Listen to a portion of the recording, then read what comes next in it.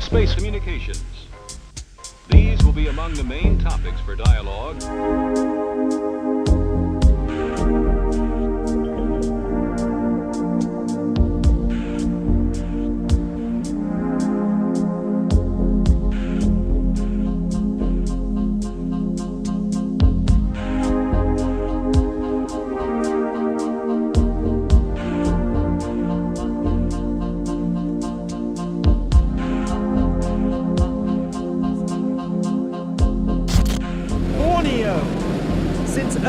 Childhood, the very word has filled me with awe and fascination.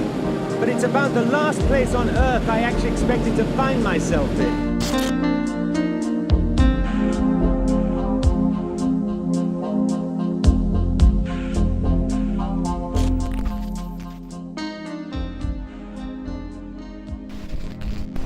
Lawrence, great to see you again. You too. Thank you so much for coming back. Really appreciate it. Pleasure. So Lawrence, the reason we've got you back down, there's a couple of reasons actually. The first being you were a huge inspiration for me personally in setting this podcast up. It was the reason why we invited you on first, and your words of wisdom. Every time we meet, I feel you have a lot to say, a lot of very interesting things to say, and the world needs to hear it. So I'm privileged to be able to get you on and provide a platform for your voice.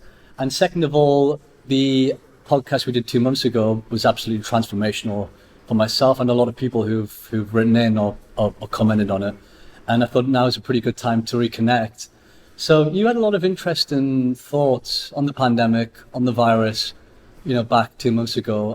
What developments or what sort of changes have you seen within the last 2 months to maybe when we last spoke? Well, it is astonishing what has happened in 4 months in a way, and almost one is bored with the whole thing by now. Don't you feel whenever you turn on television, all it is COVID, people talking about it the whole time without making an enormous amount of progress? I suppose the first thing to recall is that 4 months ago, what was it, the first week or so of June, there were 400,000 deaths internationally.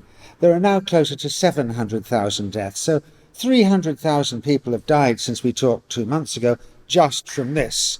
Of course, many more have died from other things, which they die of all the time. And it's an interesting business of trying to walk the tightrope between should we look at the broader picture where your individual life doesn't matter, or should we just look at our own individual lives where we're not interested in the broader picture? One thing that is also obvious to me is that 2 months ago, there were only a few questions we could ask. There were only a few answers to them, and they may not have been correct. They often weren't. But now the questions have multiplied, and the answers, 2 ways, conflicting answers, have also multiplied like mad. I mean, we still don't know the basic stuff, like if you've got this disease, how immune are you, for how long, if you've had it already. And children, we know now, can actually transmit the disease to adults, but to what degree and from what ages? So there's so much we now know that we don't know. And of course, with all that has multiplied extreme theories as to what's behind it, conspiracy theories, all that has multiplied. And we also see this thing of the conflict between politics and medical science. They're in direct conflict with each other, which is absolutely fascinating. So somebody mentioned it's rather like we're all in an open boat and the boat is on fire and our leaders are standing up shouting at each other, and the boat itself is heading towards a waterfall that it's going to go over the top of, a great big one like Niagara Falls. So there's no real cohesion in our response to this. And although the dear old WHO, which is doing a consistent job of trying to make the right suggestions of what we should all do all the time, not very many, wash your hands, mask up, guard at your distance, and track people, trace them. Well, first of all, it's very hard to trace everybody, not only in first world countries, but incredibly difficult, if not impossible, in third world countries. Secondly, the countries don't necessarily obey their suggestions, and then within the countries, different territories do it their own way. So the most obvious thing that stands out in the last couple of months is how incohesive we are in our response to this thing. It was nice to see that magical girl, Greta Thunberg, come out, because you remember she made a big noise last year about global warming, and some people hated her and some people loved her, and then she withdrew and went back to school. And then she's come out again fairly recently. She was interviewed on the BBC, where she made the really relevant point that one thing that this COVID virus has done for us is it has all woken us up to the same page. But the trouble is we're all looking in different directions on the same page, and this is exactly the problem we will have with global warming. It sort of puts that underneath the microscope. How can we get everybody to pull in the same direction? We're not pulling in the same direction. But I think, too, we should bear in mind that every year something like 57 million people die. That's just what happens. And we've had half a year of this COVID virus, so you can say, 26, 24, 28 million people have died. Would have died anyway, and we've only lost 700,000, less than 1 million. And we've got nearly 8 billion people on the planet. And so there are 1,000 millions to a billion, and we're less than one of those millions. So it's a very small percentage. Your odds of dying from COVID are still less than 0.01%. We make a big fuss about it, and of course the old and the vulnerable are dying. The other thing that has happened in the last 2 months is that we've seen that COVID has diverted into 3 different forms, at least 3 different forms, and it also affects us in different ways. It can affect the coagulation of our blood, it can hit different organs in our body, it's not just our respiratory systems. So to be quite frank, not only are we all a bit bored with this COVID business, but we know less about it than we did 2 months ago.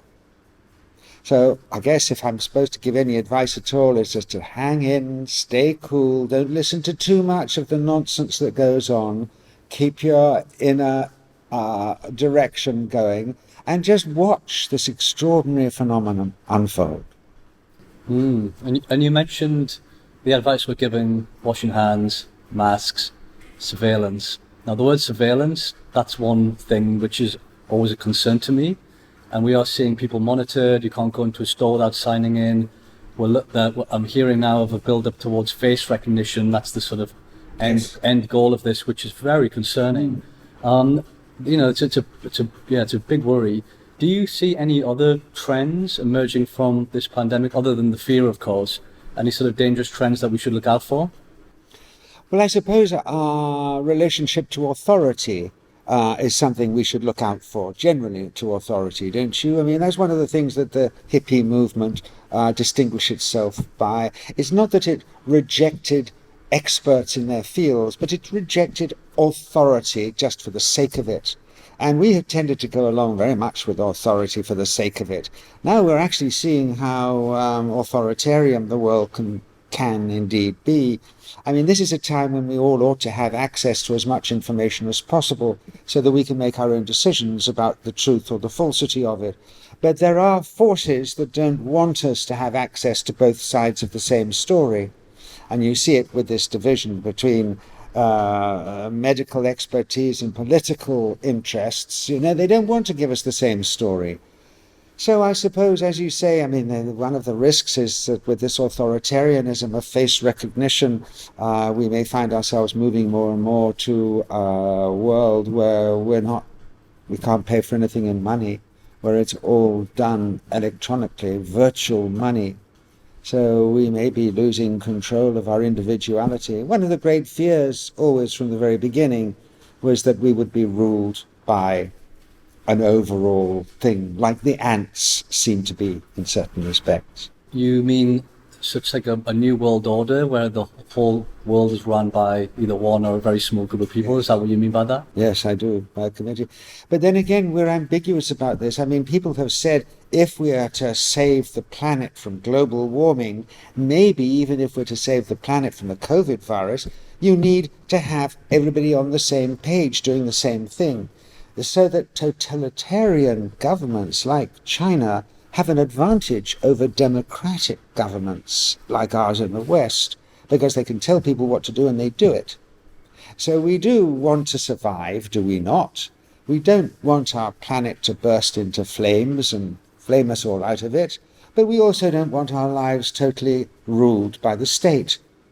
So this is ambiguities fighting each other. Fascinating time to be alive. Interesting. And you mentioned the 60s and the hippie movement, and we touched on that a couple of months ago when we spoke. It's fascinating to me. Obviously, I wasn't around during that period, but it's a big inspiration for me. The ideology, the spirit, the whole movement itself, even the aesthetic of it, really sort of the whole thing really turns me on. Any other sort of insights and philosophies into that period that you can maybe touch on? Well, as I say, one of them is the rejection of authority. You might remember the extremism in that as well. Somebody said, don't trust anybody over 30, you remember that one? Hoffman, I think it was. But I suppose with the rejection of authority, that's what's kind of nice. People decided, well, maybe they could get their own energy from the sun, natural, renewable energy, from water particularly. And so they began getting off the grid. And they also began building houses which were off the grid and didn't all look the same, weren't all made by one organization. So you had a vast variety of different things. And because they didn't necessarily believe in the authority of how you should make a house, they all invented the wheel for themselves again. So you see a lot of really botched jobs, as well as really rather miraculous houses as well.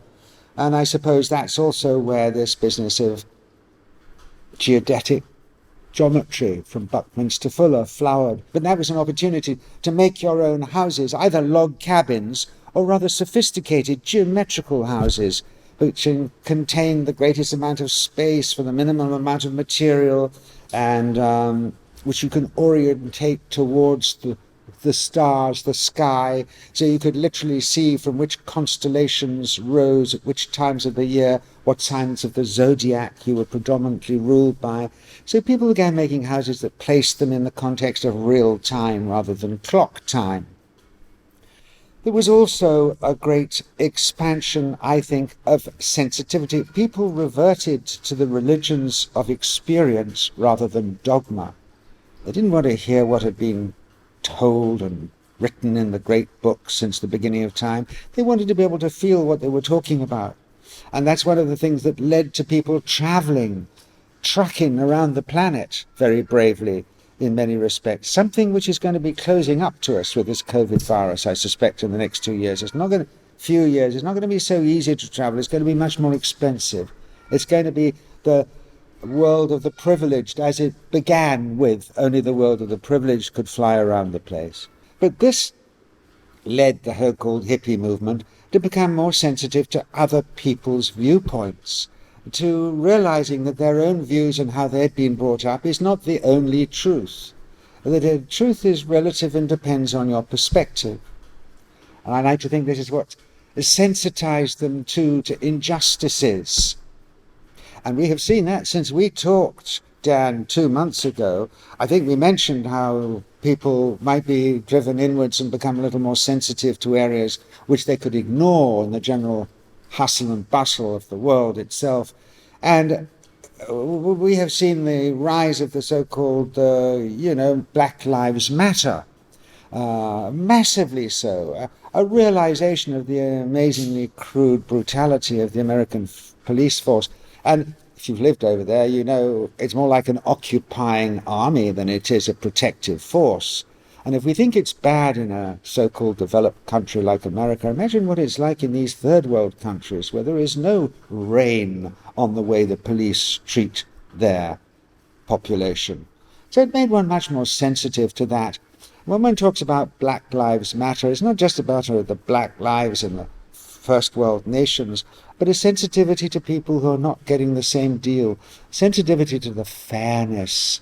It's a very primary thing, our sense of fairness and justice. And you might have seen the research done even with monkeys. Monkeys are sensitive to unfairness too, and they take a couple of monkeys and they feed them certain things and they reward them every time they do a simple trick. And then one of them, who can see the other one being rewarded, realized that that one's getting rewarded much better than he is himself for doing the same trick. And he gets furious and after a while won't play anymore. So it runs deep, this business of fairness. And it probably is something in nature, because it's not just the primates, but you find it in all sorts of other aspects of ecology as well. A certain equilibrium is fairness. So it isn't just being black or brown skin that people have become aware of the injustice that they've suffered for all these years, but anybody who's been poorer. Even here in Indonesia, voices have been raised about the Papua New Guineans, the people from Papua New Guinea, who are their black people here and who've been treated appallingly. And this is an opportunity to bring that out, and one just hopes that this is going to remain in people's awareness after this all settles down. I suspect so. I think changes are afoot. Yes, there is a lot of unrest. You mentioned Black Lives Matter happening, which is great. You know, we need equal opportunity for all, absolutely. I mean, one thing I'm looking at, especially on social media, I know you're not active on social media, as per se, but there's a lot of great things happening, but there's also a lot of sort of two sides not willing to listen to each other and not willing to even have a conversation. It's just really, it's becoming quite radical on both sides. Have you ever sort of experienced anything like this? There's sort of unrest where there's sort of two sides are rising. There seems to be very little conversation. It's lots of sort of finger pointing, and we know we've gone wrong in the past. We know we need to find solutions, but there seems to be a real lack of sort of listening, and also a real lack of leadership, I feel, on both sides. I mean, do you feel we need to look at that, or in terms of like the leadership side, how we can actually get back to having a voice that, regardless to what side you're on, we can all listen to and come to some sort of, compromise, or at least have a sensible conversation how we can move forward? I think so. You might have seen Gutierrez, I think his name is, who's the boss of the WHO. He gave a great talk the other day, and he said that COVID has been like an X-ray that has hit the world and has revealed all the bones and sinews inside our relationships that we had taken for granted. And that you see how these are not connected in many respects. And it's really thrown into relief the way things aren't working. So perhaps our disagreements were more masked earlier on. We didn't know how deep they ran, but now that they've been revealed as transparent, we see that they're in direct opposition to each other. And there is less respect for people who have a different opinion to oneself, which is spooky, because the whole point of democracy is that you do treat the other side with a completely different view with complete respect, and you certainly allow them to speak. It's easy to point to the American president at this, who has set a precedent for bullying the other side rather than listening to the other side. But I think it runs deeper than that. He was like a lightning conductor who realized the tendency now to notice that there are two complete polarities on the planet. Interesting. I wonder if it's just is this just the nature of being human, that we can't agree on anything? There's always going to be different opinions, and we're in this sort of constant chaos. Certain periods it gets a little bit more orderly, but it's this sort of constant. I mean, I don't know if has there ever been a period in time where we've ever been really not at war, or not. Probably not, right? So it may be the human condition. And of course, as psychiatrists are saying today, it's fascinating, this business of having been locked down for so long. It is producing mental illness. Quite a lot of it may be a greater fallout from the COVID than the physical problems of COVID. Though probably the financial problems are going to be the real thing, the real wound that cuts deepest and goes on longest. But these psychologists are talking about how you have a bias towards keeping the status quo as it is, a fear of change. Even if that change is going to save your life, the bias can keep you on track to your own extinction. And I mean, we make a big fuss about the COVID virus, although we now know it kills very, very few of us. I'm not trying to belittle it where it has killed us. It's a terrible tragedy for those whose lives it has touched.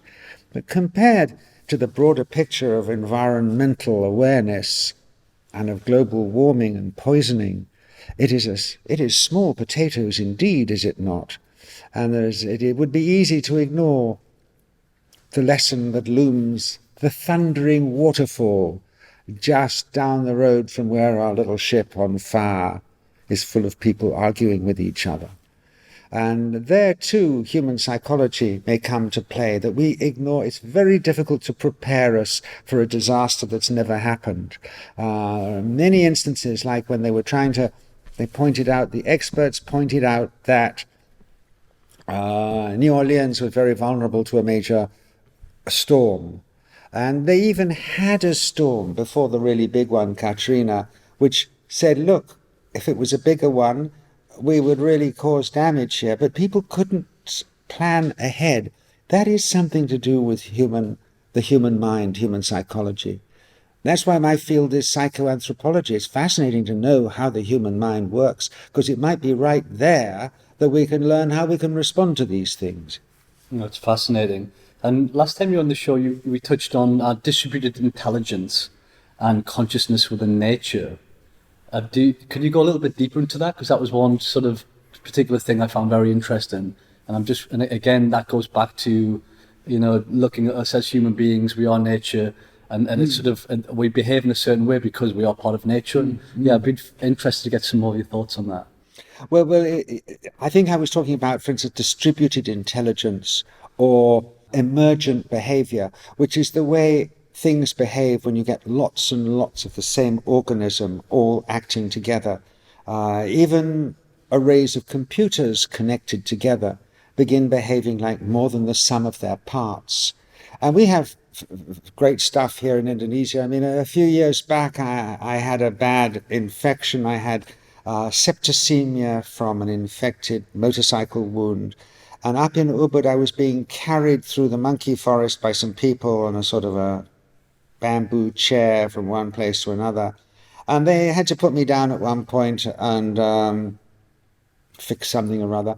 But I was there in my chair, feeling rather unwell. And I noticed something I had talked about, read about, but never seen. And that is this slime molds. And they look like it's like little tiny bits of transparent jelly. And they settle over the ground, in that case the monkey forest, like a slightly silvery sheen, like what's been left by a snail. And once they have finished the food that is there, a ripple will run through this sheen, and the whole lot will begin gathering together like that, and they'll rise up into a sausage, and they'll fall over on its side, and they'll go off as a single organism, like a slug. And they will come to another area where there is more food for them. They will disintegrate into all these individual discrete cells and act as individuals again. And this is an example of emergent behavior. And you find it with quite a few other things here in Indonesia. Perhaps, we have in our film Myths, Magic and Monsters, rare piece of footage of a creature which is called a parasome, really, which is about the size of a slug. They're in the water, they're underwater, they're in the tropical waters. And you go down there and it's breathing, it's moving, it's got a front end and a back end, it's got a locomotion end, it is almost completely hollow. And if you break it up, it turns into dust, disintegrates like a cloud. But as you watch, within seconds, it begins reintegrating itself into a single creature again, gets its act together, pulsates and begins moving forward and eating. And this is fascinating. If you look at it, yes, it is a colony, but how do all these individuals of the colony know where to link up so that they form the equivalent of organs, certain places that makes it all work? Now, this, if you like, is the sort of soul behind living things that we are just on the brink of in our sciences and know very little about. So when we say that the virus isn't alive, because it is in essence, what is it? It's a little package of amino acids and other chemicals that act as a sort of template. They're produced by living organisms. It's a template that responds to pressures from the outside world. And if they work, these little templates that they've built to respond to these pressures, then there is a tendency to download them to the rest of the world. So everybody is upgraded. Whereas, if you like, what we've been doing by trying to lock ourselves off, and by even the concept in this particular instance of preventing getting these things, is interfering with the download process. Because this isn't just a matter of our own personal immune system. it seems to be that one is downloading to the planetary immune system. And these little packages of information for us, something like 50% of our human genome is made up of viruses that we have already integrated into our genome ever since before we were Homo sapiens. Some of them work, some of them don't. So this is a way of kind of upgrading our whole biological, not just human system, but every other living thing around. That's why I tend to believe we can't very easily avoid this thing moving around the planet. I mean, look at dear old Australia, who are super paranoid about keeping things out and keeping themselves in, even though they're constantly faced with information that shows that the world is one, and that nothing stops things from coming in. I'm thinking of the new case after all these months now in Perth in Western Australia. Just one person who, as I understand it, hasn't been travelling around. They don't know where it came from. But if this is already in the biological immune system of the planet, it's unavoidable. Consciousness in nature, emergent things. So when we say that the virus isn't really a living thing, because it is only the building blocks of nature, which is what it is, and it is the most important building blocks of nature, we're not looking at the broader picture. How are they being used by life that forms these entities? So, and of course, the virus behaves very much as if it is a living creature. When it's blocked one way, it'll find its way around in another.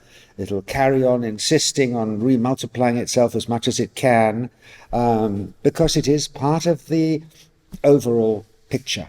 And I guess you asked me a little earlier, what is it that we might have learned from the 1960s, or what was it that awakened us in the 60s?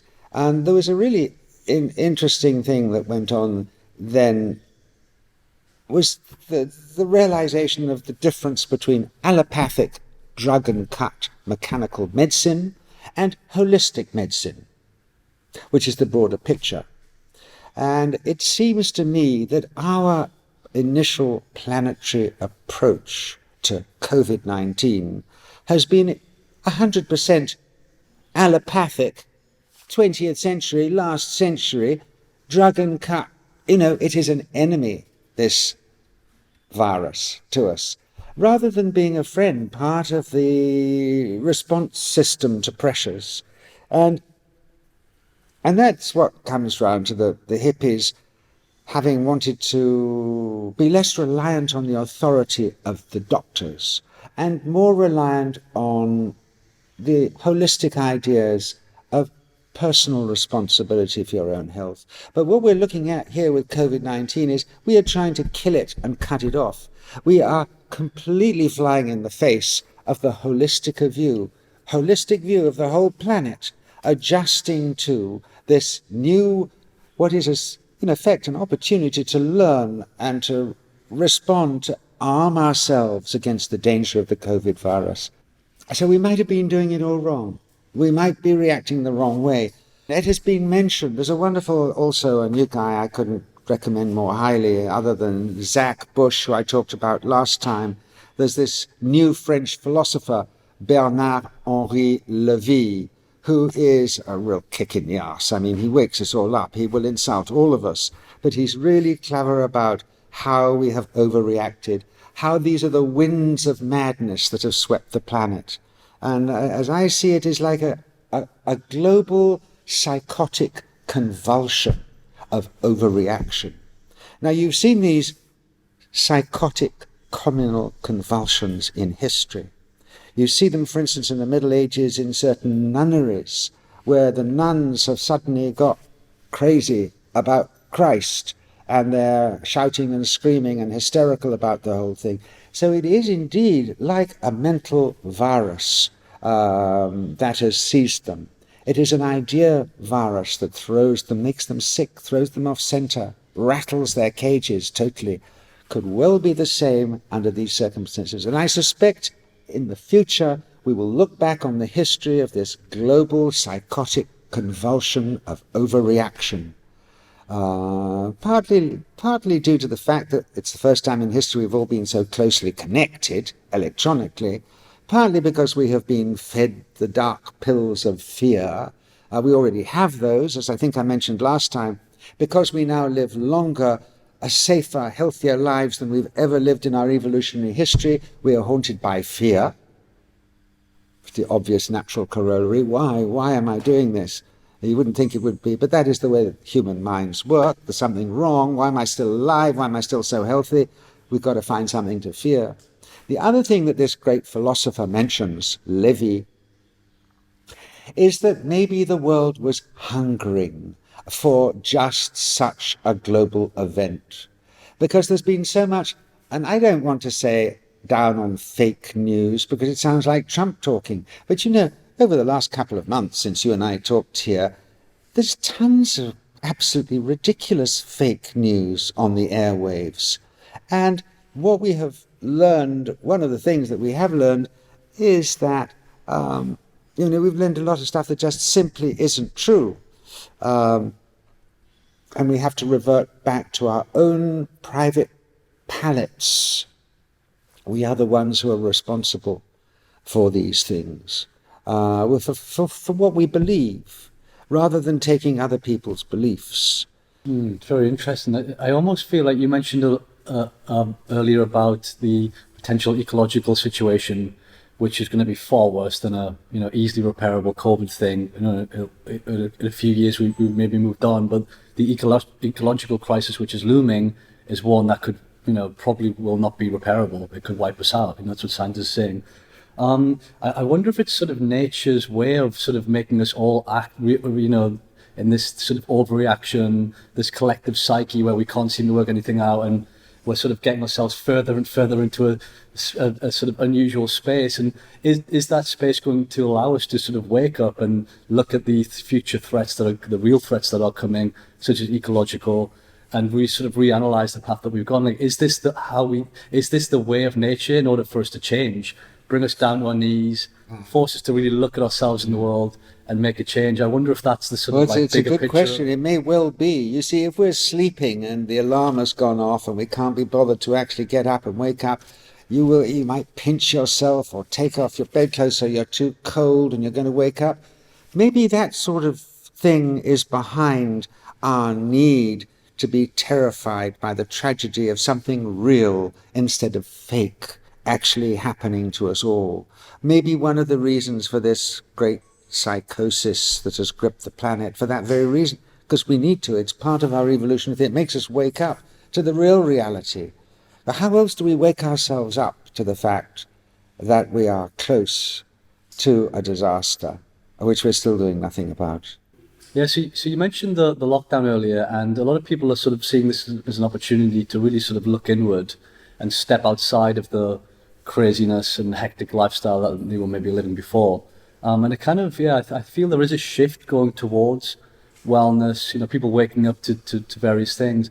And I know you came to Indonesia originally on a spiritual quest. I read it in your book, Rhythms of Vision, and I was fascinated by the practice that you were learning and the guy that you met in Java. Can you give some insights to what that was and how has that changed maybe you in the 60s to now in 2020? Well, I was lucky. My parents, who really were searchers long before it was trendy to search, they were fascinated by the works of this Russian philosopher called Gurdjieff.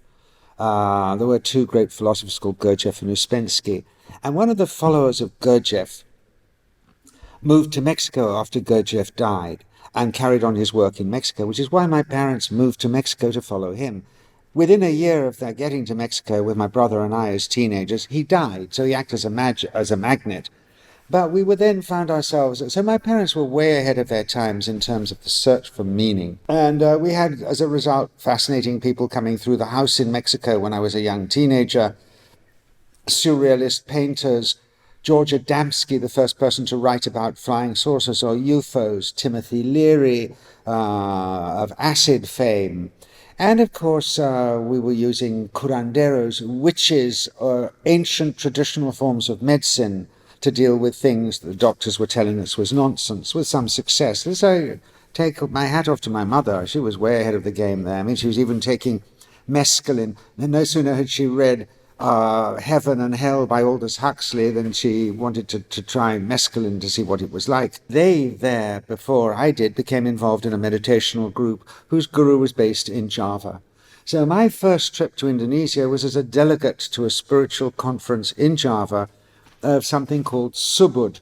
It's kind of weird, because it isn't a meditation in the normal sense of the word that you expected, but it really began with this Javanese guy who was walking through a field with various people with him, and it is described that he was struck by a slow bolt of lightning, and others saw it, and they thought he was dying, and he too thought he was dying. And then he thought, well, this is too strong for me. I guess if I'm dying, I'm just going to surrender to it. As soon as he surrendered to it, he didn't die. It sort of filled him in an amazing way. And then he discovered he could stop it with an effort of will after he had surrendered to it. He later discovered that if he put himself in a state of surrender wherever he was, it would fill him again. And it would also move or touch other people in his presence who were open to being touched by it.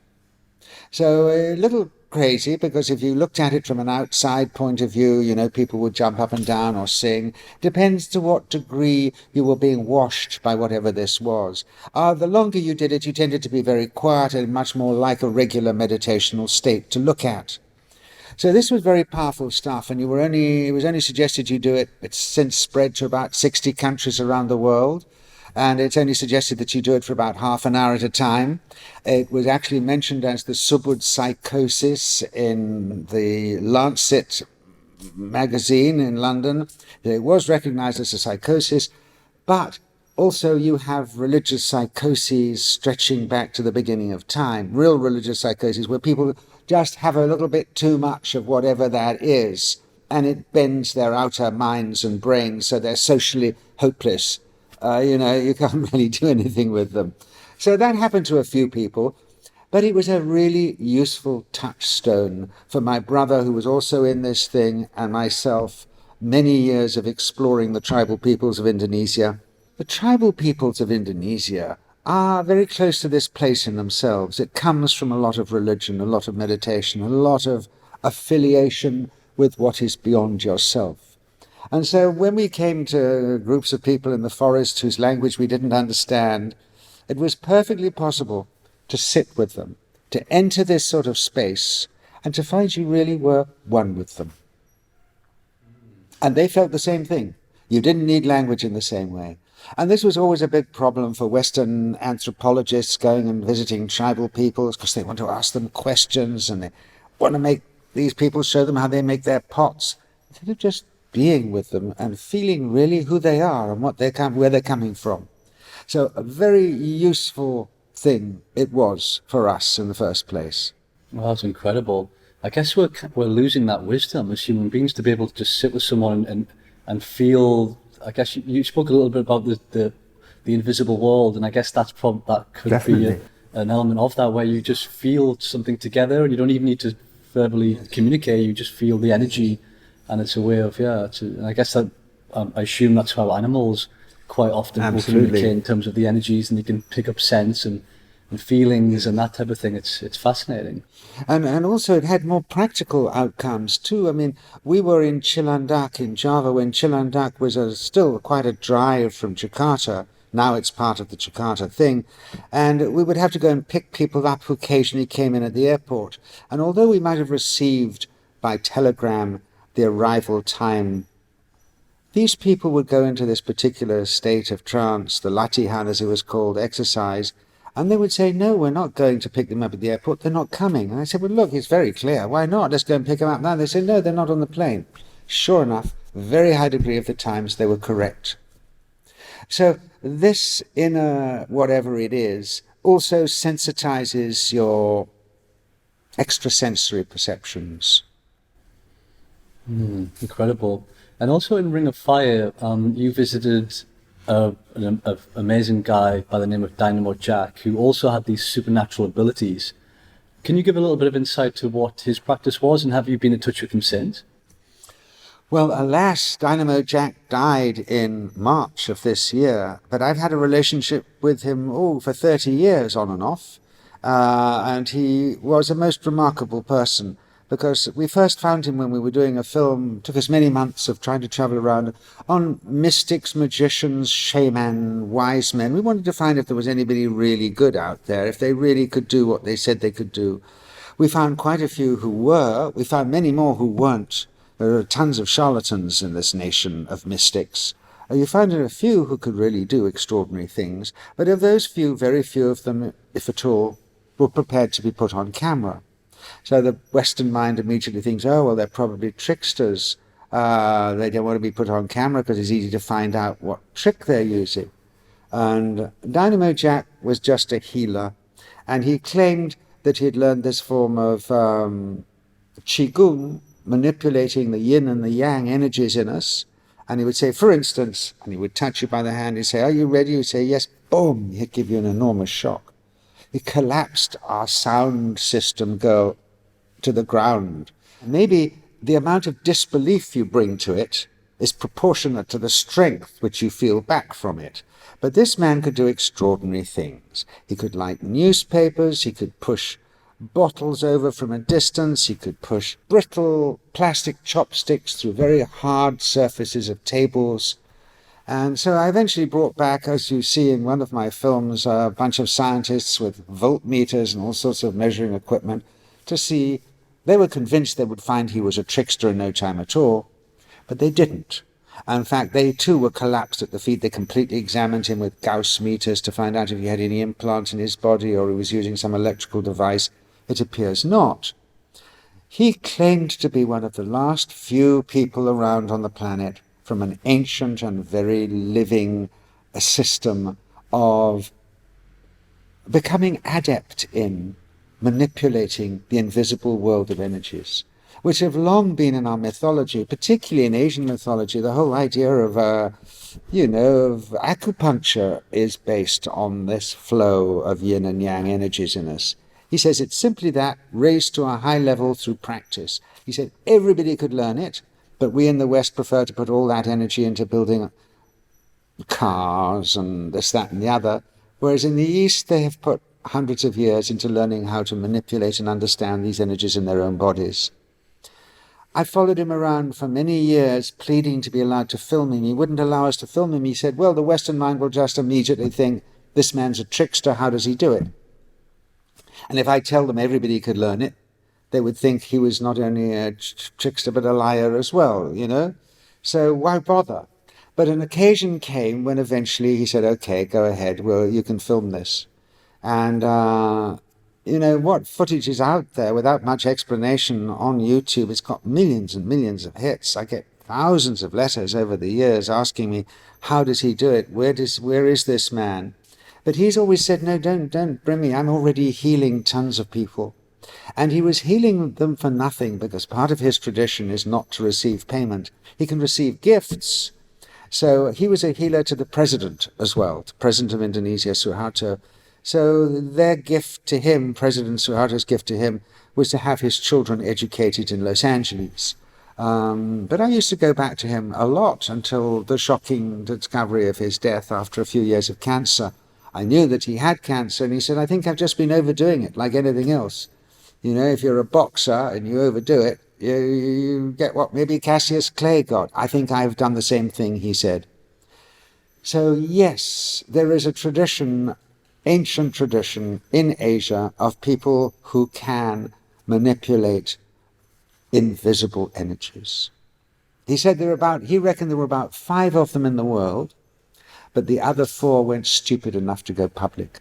Yeah, it's interesting because as a Westerner coming to Indonesia for the first time, you just instantly dismiss anything like that as not, lighting things on fire and all of these supernatural abilities. But having spent several years here, it's part of daily life, that Absolutely. kind of inner world of living, and you experience it. I mean, I've had a number of experiences where I totally know that there's something there. Yes. And it's completely, it's ignored by and large in the Western medical society or people in the West. However, acupuncture, you mentioned, that is now being taken seriously. For whatever reason, they've decided that the energy lines are correct, and that so maybe this is just another level of that. And speaking of energy lines, do you know much about ley lines? I think you might have mentioned to me in the past about energy lines that run around the globe, and I read somewhere that there's certain points around the world where they meet, and that's why it attracts culture and people. Have you got any insights into what ley lines Well, are? I did know John Michel, who really brought this to the attention of the world in the 1960s and 70s. An English writer, mathematician, specialist in archaeological measurements. He's the guy who took Prince Charles back to the great old buildings of England and pointed out how there was a convergence of these ley lines. So what is a ley line? They are the equivalent in the surface of the earth to the yin and yang energies that run through our bodies. You can dowse for them. That is the same way that a dowser can find water with certain sprigs if they're sensitive to them. You know, during the last war, English regiments in North Africa required that a dowser was in each regiment because they needed to find water. Nowadays it's just laughed at as something ridiculous, but because they don't train people in these sensitivities. But yes, and not only that, you can get a magnetometer will now show you what's there. You not only have positive lines of energy, but you have negative lines of energy. And in some places, and you have worlds where you have like nodes. And that, it is argued, is where gnats hover. When you have certain insects that hover and they're blown off course by wind and they come back and hover in the same place, it is argued that they may be over a node. Ley lines are also where certain trees will only grow. The weeping willow, associated with magic and witchcraft. And of course, the more interesting thing that John Michel pointed out is that the convergence points of major ley lines is where the ancients built their sacred sites, because you've got more energy there, which helps you alter your consciousness, which is the purpose of a religious site, to put yourself in touch with the invisible energies of the earth, of the whatever, the unseen world. It has subsequently been mentioned, you know, when the hippies began spreading out about the planet, certainly from Europe, they would go to Afghanistan, they go down to Goa, and then they'd go to Nepal, up to Nepal, and then they'd come eventually, they'd go to Ibiza first of all, Ibiza, Afghanistan, Nepal, maybe a by journey to Goa, and on to Bali.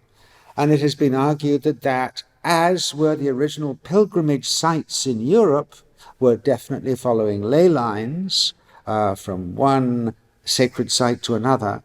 This, on the broader scale, was what hippies, not knowing what they were doing, just drawn like flies to these particular areas. That's how they first began colonizing and coming and exploring this part of the world in the 60s and 70s. Wow, it's fascinating stuff. So this energy kind of pulls people in, yes, which is, I guess, a subconscious way of being, or a subconscious attraction.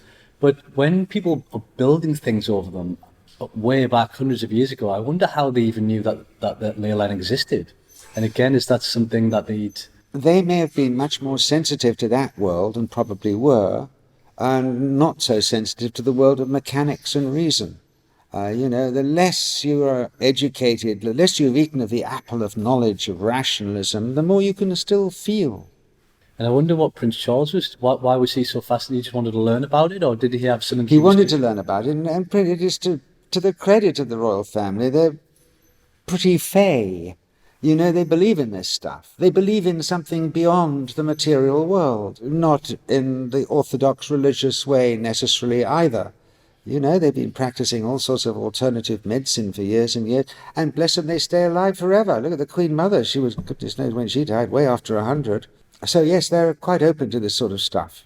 Yeah, I guess I read a lot of conspiracies about the royal family, and it does look into that inner world slightly, whether they know something that other people don't, and they're practicing certain rituals or kind of they're operating within the inner world that the general population can't see. Now, there's some crazy people out there saying that they're reptiles and this and that. Yes. But maybe they do have a deeper knowledge of these sort of ancient traditions that have been passed on, that they maybe kept. Like the old books from the witches that all got burned. I mean, yes, witches have a pretty bad rep in today's world, of being sort of these evil women. But actually, when you look into what they were healers and shamans, and they got completely wiped out. That's right. I don't know if you've read much into that. Or, I mean, I don't know much about the topic, but I'm pretty fascinating. Absolutely. How that could happen in the course of history. Yeah. Crazy stuff. And so last one, I just wanted to dive back into Ring of Fire. There's quite an interesting story I read that Ringo Starr funded Ring of Fire. How did that come about, and how did you meet Ringo Starr from the Beatles? Well, the Beatles were quite interested in these alternate ideas, these crazy ideas of mysticism, and particularly John Michel's idea of the invisible ley lines and the places of power. And they contacted John, and they said, can we make a film of this? And he said, I don't think so. It's not such a good thing. But what you ought to do, you ought to contact Lawrence, who happens to be writing a doctoral thesis in Lancaster University on all this stuff, more than just ley lines, but a whole pile of different stuff. And so that's how it happened. It was through John Michel that I first met them. And by then we had already been to Indonesia several times. Initially, Subud had drawn us here. But we had done some homework, my brother and I, and we were able to say to Ringo, look, I tell you what, we're not going to do a thing on mysticism here in England. Why don't we do something more interesting, like the tribe that believes that it came from the stars in skyships, like the Bugis pirate peoples of Southeast Asia? And he said, oh, flying saucers and pirates, yes. And so he funded our first films. Though he might not have got back what he expected in the way of absolute magic and mysticism, over the years, he got a lot of it. So did we, more than we ever bargained for. Well, amazing. Excellent stuff, Lawrence. Well, thank you so much. And anybody that wants to, find more information about your work, some of your sort of teachings, where can people find you? There's quite a lot of people that, from the last podcast, from England and from various places, they hadn't heard of you, and they're asking me, okay, where can I hear more of this guy, and where can people go to, and maybe what are you up to? Is there anything new coming out, or is there anything that people can check out? Well, as you say, I'm a dinosaur from a previous generation, and I don't really have much of a presence on the web, and that works for me better at the moment. But I mean, I can be contacted on, I do have a website, which is Dr. Lawrence Blair, drlawrenceblair.com, fairly easy. If you remember my name, you just put a dr in front of it, and that shows people a bit more, and it is a way to keep in touch with me. And keep your eyes open. I'm not done yet. We've got a whole series of new films coming out in the not too distant future, and a reboot of the films that I made in the past that were well known in the 70s and 80s and 90s, but haven't been known to many of the recent generation here. So keep your eyes open. Yeah, and I've just finished reading Rhythms of Vision again. It's mind-expanding stuff. So anybody out there, I highly recommend digging into that. It's amazing. Dr. Lawrence Blair, thank you so much. It's been an absolute honour. Great to have you back, and we'll have you again, hopefully in the not too distant future. Thanks so much. Appreciate it. Thank you. Thanks, Dan.